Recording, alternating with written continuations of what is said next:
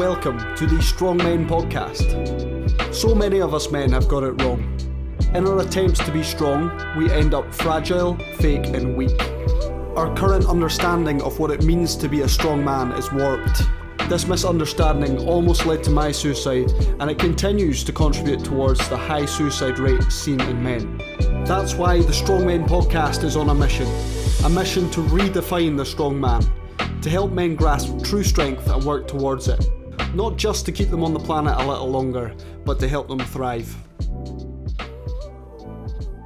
Hello everyone and welcome back to the Strong Men podcast with me, Chris Stone. I am delighted that you're back again. And firstly, can I just say a huge thank you to everybody who checked out the last episode. It was an absolute belter, and within 24 hours, it became the most listened to episode of this series thus far. So a big shout out to you guys. Thank you so much for checking it out. I got lots of messages to detail just how helpful it was and how brave it was of Colin to come on and talk through his story.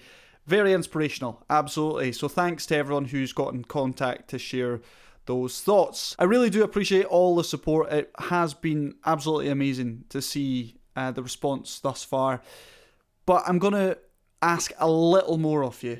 I'm going to ask you, can you please just spare me 10 seconds of your time? Open up the app that you're listening to the podcast on, whether that's Spotify, Apple, or Google Podcasts, wherever you're listening to my lovely Caithness accent. Please just open up that app and leave me a review. Click those 5 stars. Like I say, it only takes 10 seconds of your time and it goes such a long way. If you want to go a step further in supporting this podcast and the wider work of the Strongmen Group, you can give financially as well. You can find a link in this episode description to make a donation to the Strongmen podcast and the group more generally. All donations, no matter how big or small, go such a long way and again are just such an encouragement for me to keep up this work. So if you have a few spare pennies, that would mean a lot to me. If not, consider yourself dead to me. I'm just joking, you're wonderful, and I'm delighted you're here. Just the fact you're checking out the podcast is enough. Anyway, I've done enough chat now. Let's consider this week's episode. We're talking to Chris Downie, who is an ultra runner, which the whole concept of ultra running in itself just blows my mind, because I don't know how anyone thinks that is a fun activity. I don't know, how it crosses your mind to be like, you know what, I just fancy running 30 miles. Let's do that. But anyway, he is a very, very interesting guy. He's got a great story and he's doing something incredible, all in the name of mental health this summer. I'm not going to ruin the surprise. I'm not going to steal his thunder and let you know what it's about. You'll have to listen to the interview to fully understand the monumental task he is taking on in just a few weeks' time. As well as chatting through his running and how he got into it, we also spend time discussing mental health. So Chris is good enough to share some of his story. He talks about how running and mental health are actually very similar when we think about it. We also spend some time discussing alcohol and drinking, which was a topic I wasn't expecting to go into, but I'm very glad we did because he raised some really excellent points. In this conversation, we talk about a couple of charities that I just want to give a shout out to very quickly. Health and Mind first are the main one. This is the charity that Chris has received help from and is also doing a lot of fundraising for. They are based in Edinburgh and they do an incredible work in the community, helping people with their mental health. And the other charity that I mentioned are Sober Buzz, who are a alcohol support charity. They help people who have alcohol problems. So do go and check both of those charities out. We're going to start the interview now, but before I do that, just a quick content warning. In this episode, Chris does make some references to suicide.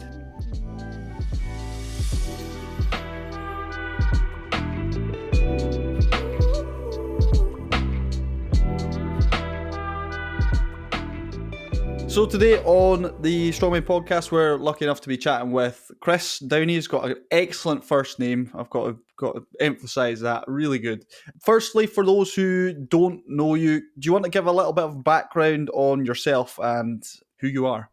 Hi, everyone. I am a runner from Edinburgh, so I do ultra running. So my distances can cover up to, well, from about 32 miles all the way up to like 100 miles, which is what I've done.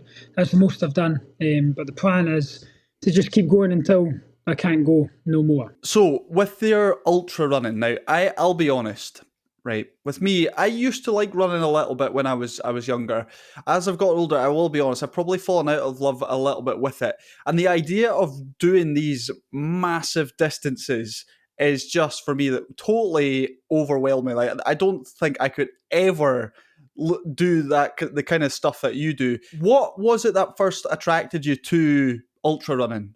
In my earlier years, I was like marathons. So I was dead set on doing a marathon and then kind of seeing, right, I got that time, how can I better myself? So then so my first one I done, I was 3 hours and 11 minutes. So I was always chasing that sub 3 kind of goal. So I started training for that, started up in the paces and the longer runs, doing the speed work, etc. And then I done a marathon in Stirling a couple of years ago, and I blew up big time. And I ended up finishing it in 6 hours. I was on track for, I think it was 2 hours and 45, so it was well above what the plan was. Like I hadn't trained for it, so going in well over my head at that pace. I came to 20 miles, and that's when I kind of fucked it. So done that event, and I thought, right, am I going to go back to trying to get that, or what can I do that's a bit more? I've seen a lot of people do John O'Groats to Land's End, or Land's End to John O'Groats, and I thought, you know what, I want to do that. So I set myself out for 14 days, and in order to do that, I had to be doing 40 miles a day, 45 miles a day. So that kind of was then, right, let's see if we can do back-to-back runs of those miles, and it kind of came from there. But there's a trial and error period, and there was definitely a lot of errors within that period of time. Was the first big sort of distance or big real challenge then that Land's End to John O'Groats run? Yeah. So that was where I kind of thought, right, I'm going to go past the marathon. And I'd never done it before. Because you always get to 26.2, and if it's an event, like there's nowhere else to go. You can't go any further. So I don't know where it came from, but I've seen that people done ultra running events, and I thought, oh, maybe I can enter some of those along the line to see how I do in that. But that initial going past the 26.2, it is quite a scary thing, but you're kind of, as I said, like restricted by race events to go to only to that bit. So whereas you take it free rein, you can go as far as you want. Like there's nobody stopping you from doing it apart from yourself. So it was quite an interesting adventure, an interesting jump from marathons to ultra running. Yeah, absolutely. You mentioned obviously that Land's End to John O'Groats run and how you'd planned it out and that sort of thing, but it didn't quite all go to plan. Do you want to give a little bit of detail about what happened? Long story short, I should have had people there with me, and I think there's only so much you can do by yourself. I went down and done the whole thing by myself, so self-supported. I don't ever ask too much of people. I'm not going to say to somebody, "Can you take 14 days off work to come watch me run?" That's not going to happen. I'd rather it be somebody either is in the same kind of position or believes in what I'm doing. I went down the first 2 days, again, well in over my head, done 2 back-to-back 50-milers. I'd done a 50-miler before through training, but not back-to-back. And I ended up in Crieff, where I was staying with a friend that I knew from running.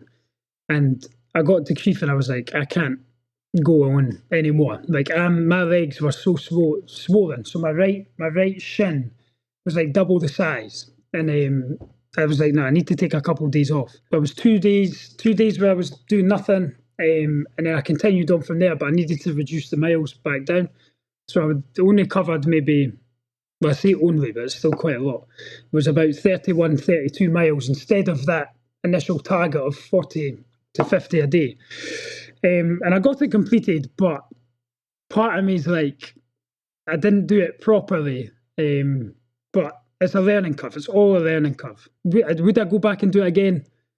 potentially, but I've got other plans. I'd rather do them first and go back and kind of cover my tracks. Absolutely. And we'll definitely come to those other plans in a bit. Some absolutely, in my mind, absolutely crazy plans. But yeah, for you, it's just, you're obviously very driven and it's something that you want to do. And you're obviously doing it for a great cause too. So yeah, we'll come back to that later. What I wanted to reflect on, though, you were talking obviously about that incident, and it was amazing you were able to kind of recalibrate and get it all completed.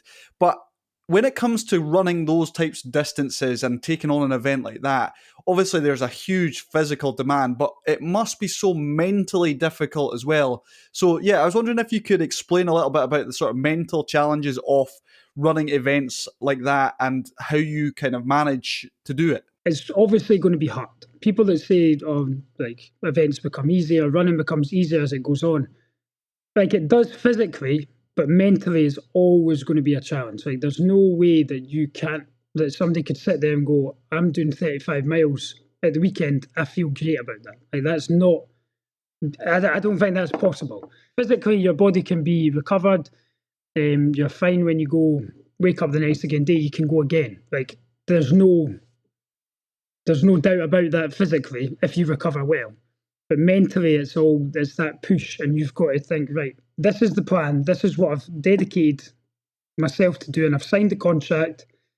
I need to go and do it. And that, as you said, like it is a mental push. It's a massive mental push. Like people talk about their why, like why are you doing what you're doing? And I think if that overpowers the fact that you've got to go and do these runs, you can feel unstoppable at sometimes. And it is just always kind of referring back to that why. My follow-up question then, for you, what then is your why? So for the big events, if I'm raising money for Health in Mind, which is the charity that I raise money for, I always have that in the back of my head. Like that's my why. So Health in Mind, a couple of years back, I was a service user with them. And they got me out of a hole. They provided me with the tools and the skills to be able to attend groups, like groups where other people are kind of in the same boat as you. So when you attend those groups, you're talking to people, you're just listening, sharing stories, listening to stories, and without their work, I'll be honest with it, I probably wouldn't be where I am today. And that's a massive part. And I don't feel like I owe it to them. It's more I want to be able to show people that it is possible to come out of that place that you could potentially be in. It's hard to always think about that. You've got to have other reasonings as well, because you're not always going to be raising money for charity. And my other reasonings are that it keeps my head in check. There is other complications that come with it when you've got to tell yourself you're running 40 miles at the weekend, but the main reason is because of the work that they've done to save me, pretty much. Would you be quite happy to share a little bit about your own story and kind of how you found yourself in that place? And it's obviously amazing that you were able to take that step to get help and get yourself out of there. I've always struggled a little bit with like depression and anxiety. So I was diagnosed from the doctors with it when I was maybe 18, 19. And they provided me with medication for it. They tried to give me cognitive behavioural therapy. But at that time, it's not really what I required. And I think people need to kind of realise that a little bit, is that you can't just be chucked something and then you're going to feel better. Like that's not the case at all. So I was kind of on this journey as to asking myself, why am I feeling the way I am? And trying to put a rhyme or reason to it. But I kind of came to terms that there was no rhyme or reason. That's just the way sometimes that I feel. But 4 years ago, in November time, I tried to commit suicide.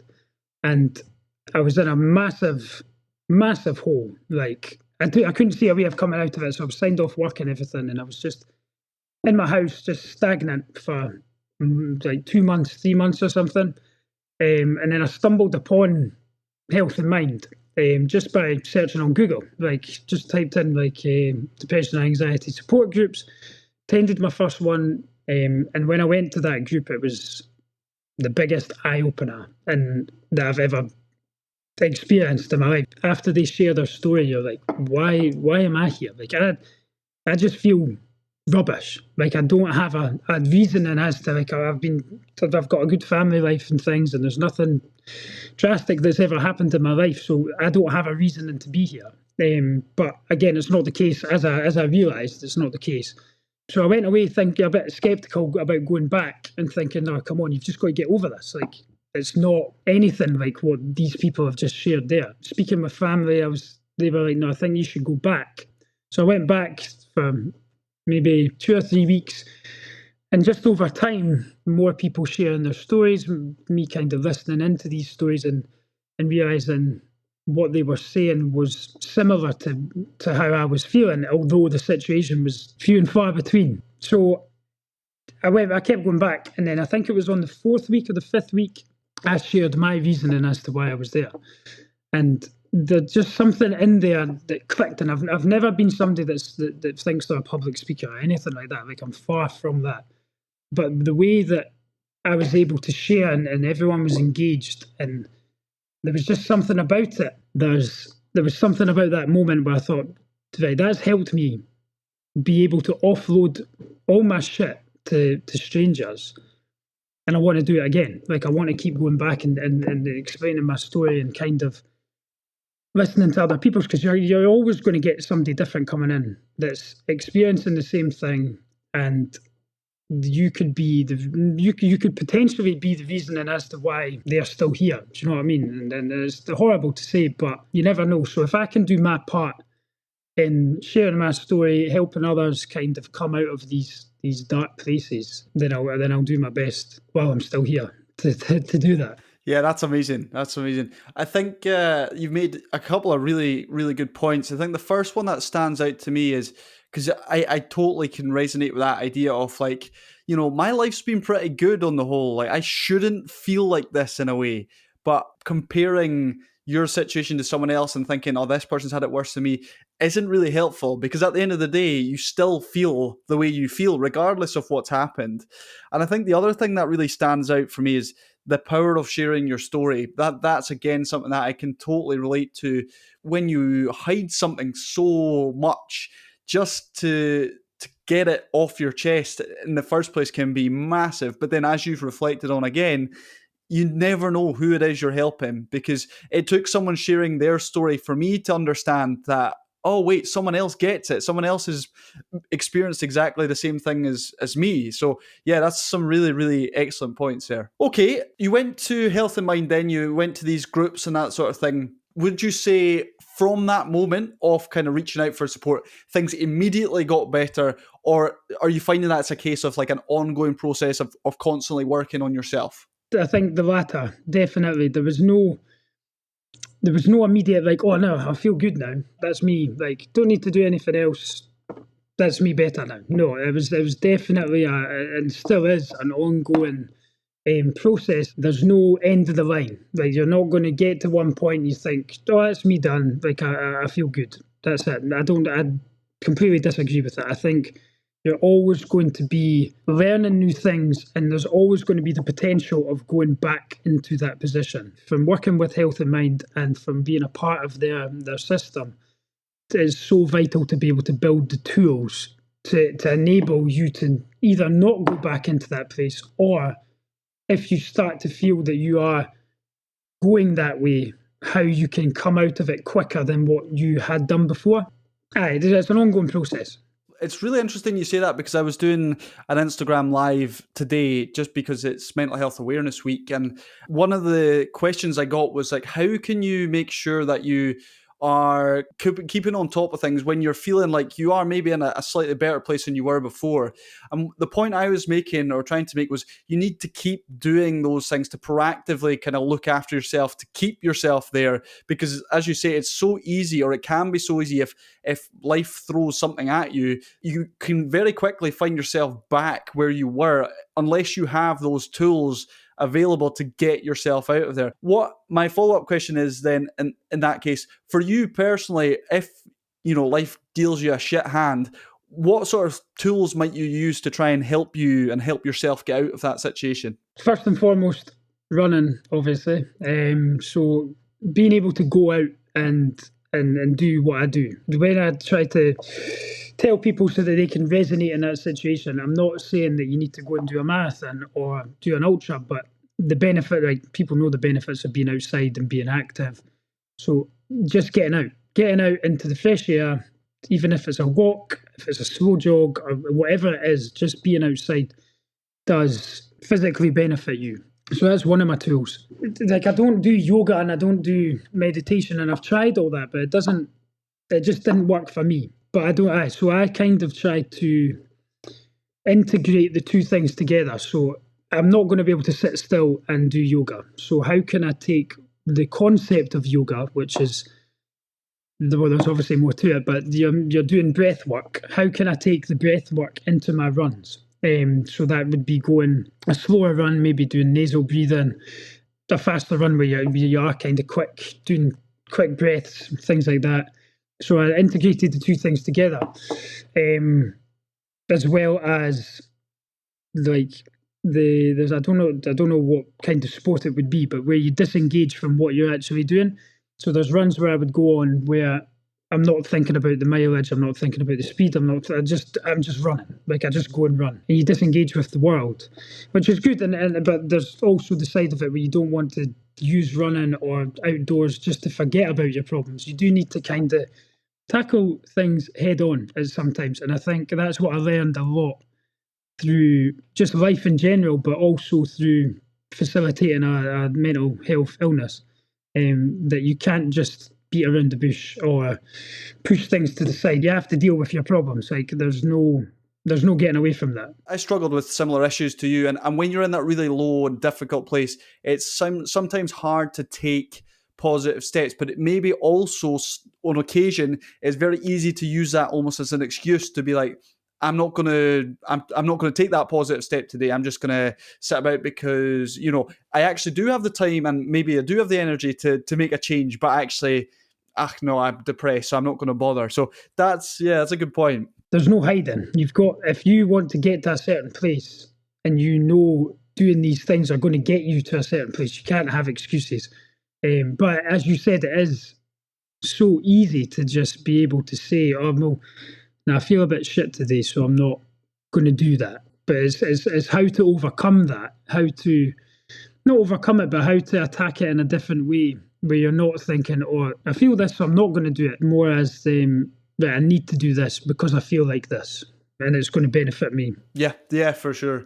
One thing that really sort of resonated with me a lot when we were chatting a few weeks ago, you compared running and your mental health as in like the mental health struggles and the struggles of running and seeing it as like a kind of journey. I was wondering if you could get into that a little bit and explain that connection that you've made between the two. I'll try my best. What we did talk about was, I see the signing up for an event and the running, like the training for that, similar to being in one mental state and wanting to get to another mental state. So, for example, if you wanted to sign up for a marathon and you had never run one before or something like that, so you've got your starting point and you've got your end point and there's the gap in between. So similar to your mental health, you've got a state of mind that you're in just now and a state of mind that you want to be able to get to.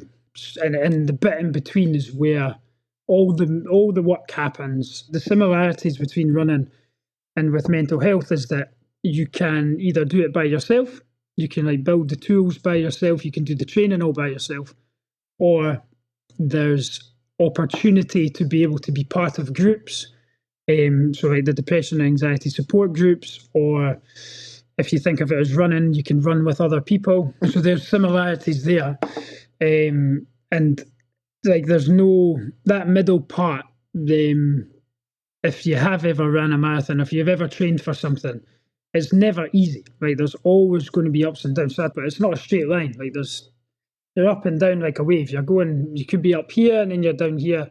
And it's similar with mental health. It's never a straight journey.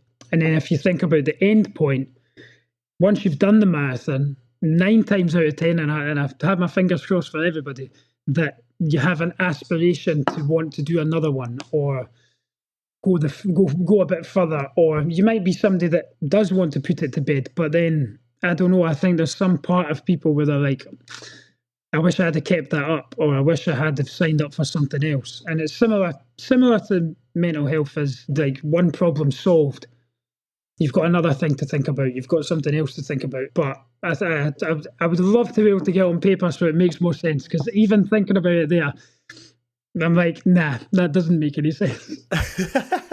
No, I think that's a bit harsh on yourself. It definitely does make sense. And I see it similarly too when it comes to working one-on-one with clients. This is something that I'm often reminding them is their progress is not linear. It's not a straight line. It's ups and downs, ups and downs, ups and downs. But the general sort of trajectory, I suppose, is a positive one. So I get exactly what you mean. Like that with your running in the lead up to the event and the event itself, there's probably going to be ups and downs, but you're still moving forward, which is the positive thing. Just reflecting back now on your own experience, and my question to you would be, what have you learned about yourself through those really hard times? I think I can easily fall back into situations that have made me feel the way that I have felt before. So I use like drinking as an example.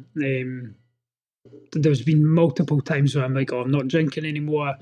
It doesn't make me feel good. I just go out to get bruted as well. I don't know. I can never just enjoy like one or two. That's never been me. I'm so jealous of people that are able to do it, but it's never going to be me. So I've learned that I've got that tendency to go back to things that I don't enjoy, and I don't do that as much now. I think I've got some form of addictive personality, and again, I've learned that through drinking as well. And so I think as an addictive personality is good in a way, because I am now, I've always been addicted to running, but there's better things to be addicted to than other. With the whole process of understanding, firstly, like, this is a problem for me that is taking me to somewhere I don't want to go, to the point of being like, right, I'm cutting this out, to then having to cut it out. What sort of steps did you have to take in order to address it? Talking to people and kind of telling them, like, this is what I'm doing now.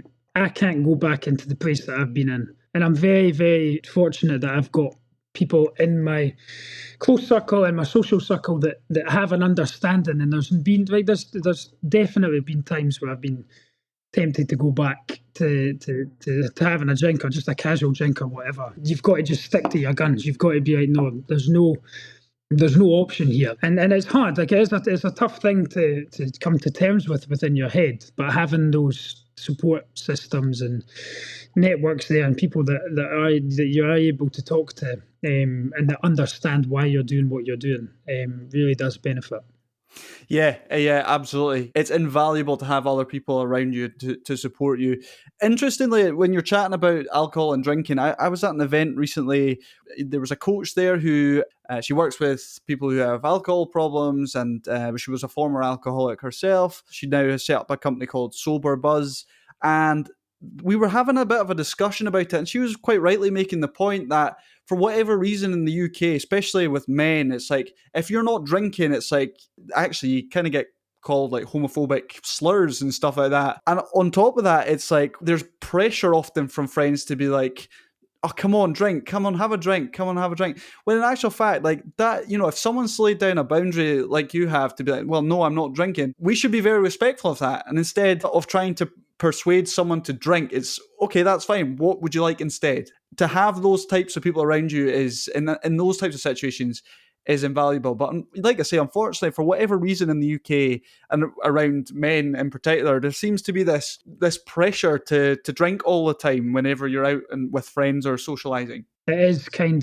it's like the norm. It is the norm to go to social events and have a drink. And I totally get that. Like, I've been in that position, and for somebody that does facilitate like anxiety and things, like a drink does psychologically ease the pressure off you being able to talk to people.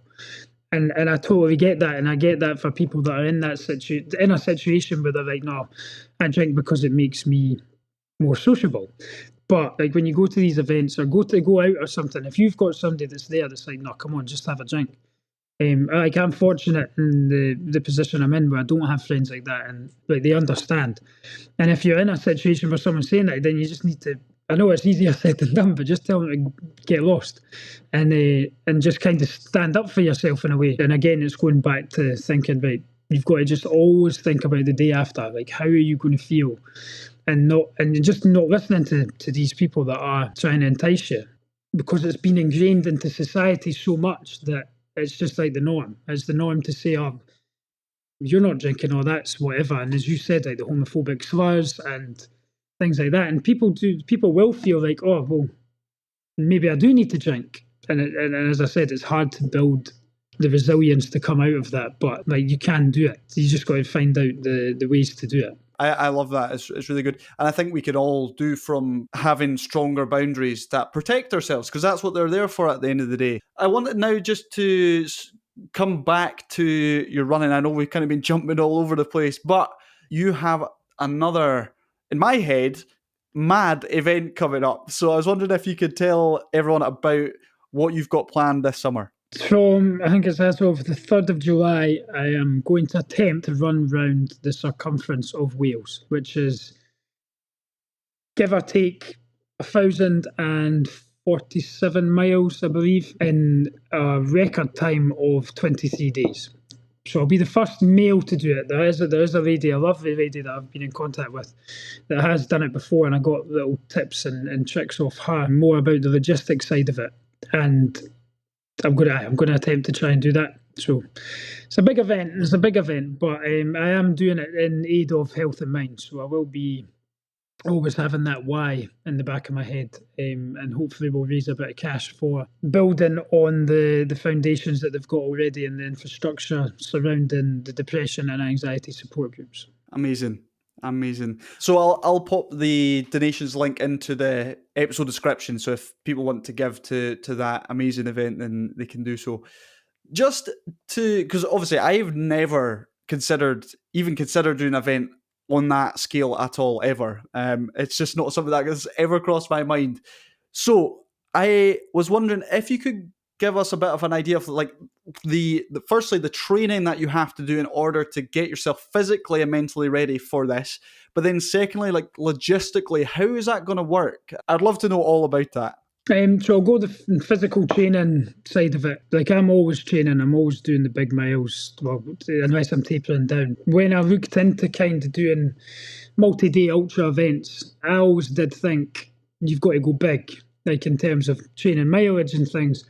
So like increasing the miles, like always increasing the miles. So I don't know if for example, a couple months back, I'd done 100 miles, and like young, just new to ultra running Chris would have thought, oh, I need to go and do 80 miles one weekend and then 85, but it's not the case at all. You stay kind of lower than 100. It was still 50 miles or such, but you don't need to push up to there. So what I'm doing in the gym in terms of strength work and the miles that are coming at the weekend, it's not anything that's too strenuous, but you're going into the unknown. Like you can't predict what's going to happen. You see people doing exceptionally mad events, but it's never always going to be the same for you. So yeah, again, if that kind of links into the mental side of it, is that you can't get your hopes up that it's going to happen, and nothing's ever going to go like smoothly. So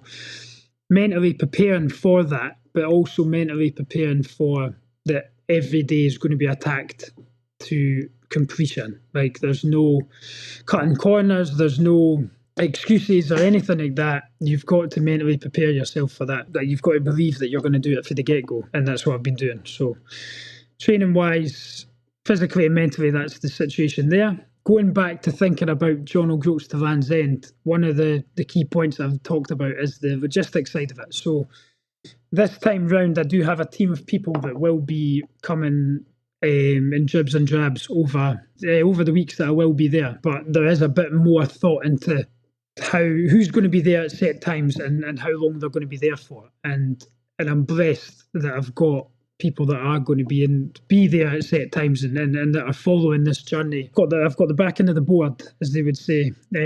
So I'm meeting with my coach this week coming to kind of just go over the logistics side of it again, nutrition side of it, how we're going to see how each day is going to be. Take each day as it comes and just plan from there. The preparation and things has been a year-long cycle. Like, you can't just jump into this. There's been little tiny wee things that have been going on throughout the year that are preparing me for this challenge. So the other thing as well, so it's a camper van I'm going to be taking down. So I've been fortunate enough to be involved with a lady that is also involved in health and mind. I think she's part of a business group or something. I can't remember off the top of my head. Just by chance, she had seen what I was doing and was like, oh, I want to support him if I can. So she spoke to the fundraising team leader and said, how can I get this boy's details? So I got chit-chatting to her, and she's gave me a camper van at a discounted price, which is unbelievable. So that's benefited so much. Everything's going to be in this wee camper van for 23 days, but it'll be more visualised in the upcoming weeks to see how that's going to work. Of course. Oh, that's fantastic. And yeah, it's great that you've got that support from people who are encouraging you to complete this amazing event. And I really, best of luck with it. I really hope it goes well. No, thank you. I appreciate it. I'm sure as we've reflected on it, it's going to be physically and mentally tough. But as you say, having that self-belief and determination can obviously will go a very long way, I'm sure. What I always finish with in these guest interviews is the same question. And the question is, what one word would you use to describe a strong man and why? Resilient, and I think that follows on from the whole chat that we've had. Like, I'm also a teacher as well, so a lot of schools have valued the value of resilience, being resilient to what other people are thinking about you, whether it is they are actually saying stuff or it's what you're thinking that they're saying. You're living your life. You're doing the things that are benefiting you at the bottom line. If someone's saying something and it's getting you down, you need to build into a way of being like, well, nah, fuck you, kind of thing. Excuse my language, but that's just the way. It's just the way it is. Yeah, resilient. I love that. Yeah, it's really the way I often look at this is when it comes to like worrying about what other people think or what other people say about you. The way that I try and look at that is, I've got enough shit on my plate to try and deal with already. Never mind trying to take on other people's views and perspectives and opinions of me. Like, I don't have time to dwell on any of that. I'm just going to focus on me first. And yeah, that really rings true, definitely. Nine always I have in the back of my head is what they're saying about you says more about them than it does about you. Keeping that in the mentality is vital. If you're on the tongues of other people, then you must be doing something interesting or something right that's benefiting others. So, well, I've got to say, you're coming across as incredibly resilient with all that you've gone through in terms of your own story and also the ultra running, which still blows my mind every time you talk about the kind of distances you cover and that sort of thing. Chris, thanks so much for joining us today. Before I let you head off, can you let people know where they might be able to find you? As I've said, I'll pop the donations link into the episode description, but are you on social media? You also do a little or have done a little bit of coaching as well. So if you want to take some time just to chat about that, then now would be a great opportunity to do so. Yeah, so I do have a running Instagram account, which is at CDD running, I believe. But if you type in Chris Downie, it'll come up, and within that account, I've got a Linktree thing where you can find my application for coaching if you want to kind of be a part of a running experience that is led by me. Not saying it's going to be a good one, but you can take the gamble. So Instagram, and I'm hoping that I might get a YouTube set up for the Wales project, just to kind of dive into a bit more, like on a day-to-day basis, what happens and what each day looks like. So I'm not promising anything. I'm so bad at the content stuff. I've got a pal that does all the stuff for me, so I'll see if she's up for filming me. Yeah, no, that would be fascinating. I would definitely subscribe if do let me know, because I would really be interested to keep up to date with you as that goes. You also have you do running group as well in Edinburgh, is that right? Yeah. So I've not got too much to promote that.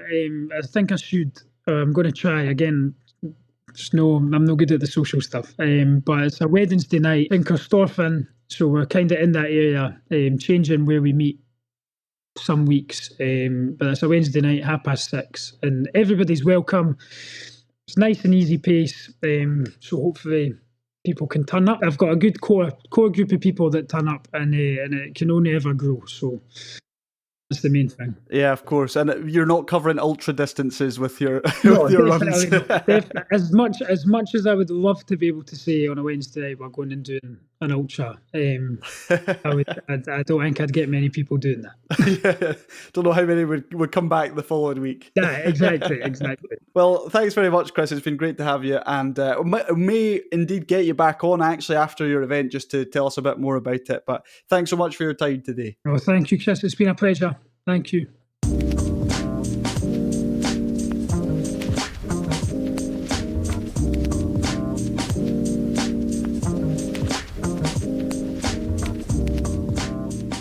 So that was Chris Downie, everybody. Chris Downie, yes, brilliant. Really good to chat to him. He is someone that I've only met very recently through Health in Mind, actually.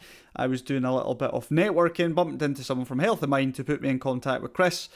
And yeah, when he was telling me all about that, I was getting tired just listening to his plans, which are just, mind-blowing. And I do really hope it all goes well for him come July. So if you want to support Chris and Health in Mind, then please do check out that link. I'm sure he's happy for me to thank you on his behalf. So yes, big thank you to anyone who has donated towards that cause. Talking about mad running events, if you think Chris's one is bad, I came across a guy on social media the other day who is running the entire length of Africa. I had to I did a double take when I came across this post. But yes, he is running from the most southern point of Africa to the most northern point of Africa. And it's going to take him something like 8 months or 9 months to do or something like that. He's a month into it, and he's in Namibia. On the map, you're like, that's not very far, but, he's running something like 50 kilometres a day, every day, in the heat and with lions and all types of stuff going on around him. It's absolutely mad. And people are just built differently, aren't they? I consider myself a athletic person, but there is no chance I would ever be able to manage something like that. Like 50 kilometres a day. Like I say, in my mind, there's no doubt some people are just built different, and got absolutely nothing but admiration for Chris. I mean, it's incredible the task that he's taken on. Even just to, when he was talking about running from Land's End to John O'Groats in itself, that is just like cycling, fair enough. Like I've had a think about doing that before, but running, my goodness, that's just brutal. Absolutely brutal. Although coming from Caithness and living in a small town that was 15 miles from John O'Groats, I have come across a fair few wacky John O'Groats Land's End attempts. There was one guy that was pulling a piano the entire distance of Land's End to John O'Groats, and there was also someone who did the entire journey on a sit-on lawnmower. Those are the two that stand out. Anyway, I'm going off on a bit of a tangent, so I think it's time I moved on to discuss the brain break. Now, this is the part of the show that is designed to give your brain a break rather than break your brain, because we are covering some really heavy topics. We've been talking about mental health issues, suicide, alcohol, and I'm sure you're also, similarly to me, feeling exhausted just thinking about all that running that Chris does. So we're looking to bring some lightness to your listening ears now and let your brain relax a little bit. In this segment, we are just being a bit silly and talking through a whole load of random topics. Last week we were considering ironic cremation songs, and there were plenty of absolute belters. This week's one was a little bit more serious, although it's still not like taxing mentally or anything like that.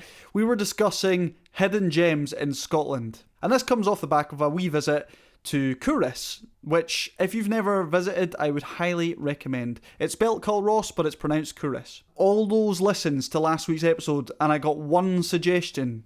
I need better. You know, if you really want to get the most out of the brain break, it's all about those contributions. So what I've decided to do is, firstly, I'll run through the one suggestion that I did get, and then, seeing as I'm from the wonderful county of Caithness, I thought I would run through my top 3 attractions for you to visit, should you ever be in that part of the world. From last week's guest, Colin, he suggested the Devil's Pulpit, which I have heard about and seen a lot of on social media. It seems to be quite a popular place to go. It does look quite amazing, and it's definitely something I will add to my bucket list. I wonder why it's called the Devil's Pulpit.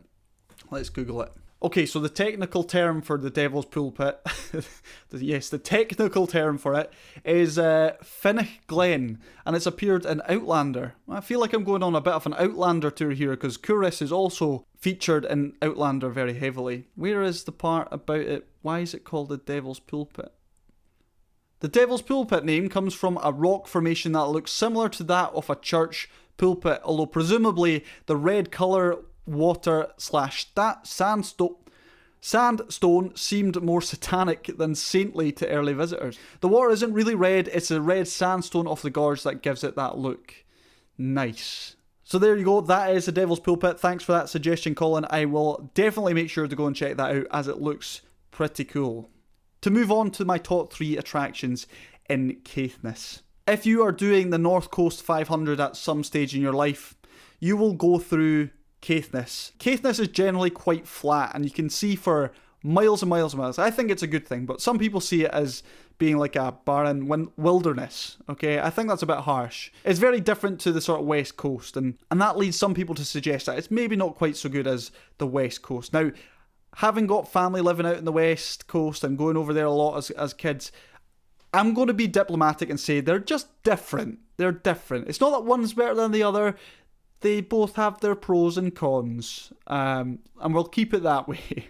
But if you're doing North Coast 500, I recognise you're not going to have a lot of time to stop in places, because you'll be rattling on through to the next place. So just to make the most of your time, here are my top 3 places for you to visit. The first place that I'd recommend visiting is a castle called Sinclair Gurnago. Now, it's off the beaten track, and actually there's not that much signage for this. So much so that I had never visited it up until last year when I was up when I was up seeing family. It's just a really cool coastal castle, and that's all I really have to say on it. I can't really go into much more detail about it, other than it was very cool. The second place I would recommend is Duncan's Bay Head, to see the Duncan's Bay stacks. These are these big massive sea stacks, which are in the sea, obviously, because they're sea stacks. They're quite unique, and it's just quite interesting to look at.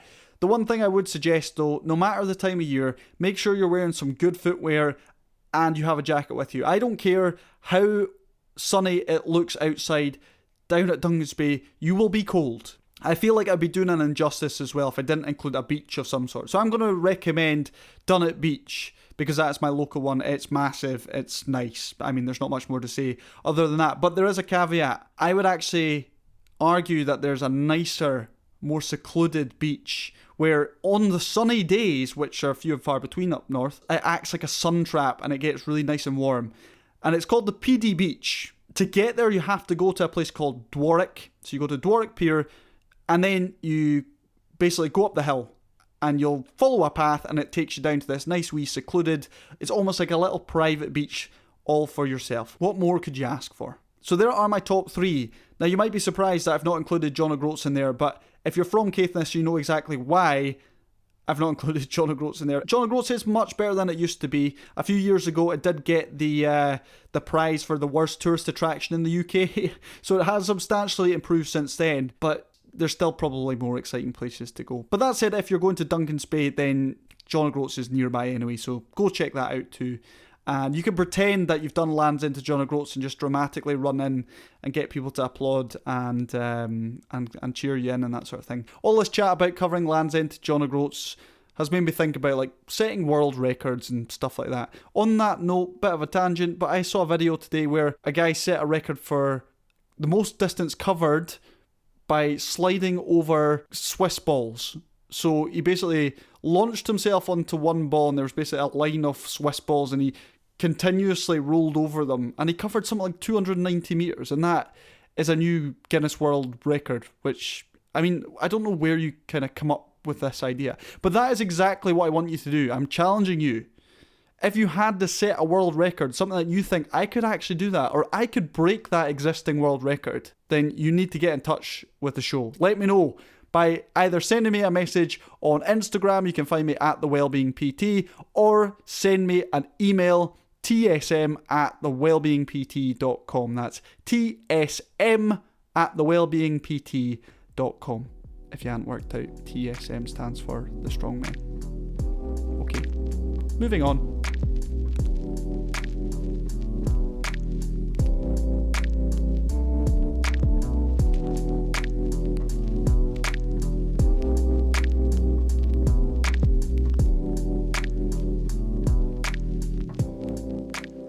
Thanks for sticking with me. We're just going to wrap up by chatting about the Strongmen group. This is a group that's currently based in Edinburgh. The group is focused on helping men improve both their physical and mental strength, and we're doing that through different monthly events. Coming up in the next 2 weeks, we have a Build and a Thrive session. So this is basically the gym-based session and also the self-development online session. The Build session is designed to help guys get to grips with training. We'll run through a quick workout, and you'll also have access to a training program that you can use to work on your physical strength away from the group as well. That Build session is happening this coming Saturday, the 27th of May. If you want to sign up, you can use the Eventbrite link found in the episode description. I'd love to see you there. Also, using the Eventbrite link, you can book in for the self-development session. This is basically a online video call for the guys in the group. We all jump on and just have a bit of a chat, a discussion. We catch up with everybody, check in with everybody, and then we talk through some self-development topics. Last time we were actually discussing emotions, which tends to be a bit of a taboo topic for men. We were talking about positive and negative emotions, how comfortable we feel about some of these emotions in particular, and why for some men we tend to invalidate certain emotions. It was a really good discussion and conversation. The guys brought some incredible insight and really helped each other out. Once again, I would love to have you there if you want to come along and just see what it's all about. The next Thrive event is going to be on Monday, the 5th of June. Thank you very much for joining me once again. I'm looking forward to getting another episode out to you in a couple of weeks' time. But until then, take good care of yourself.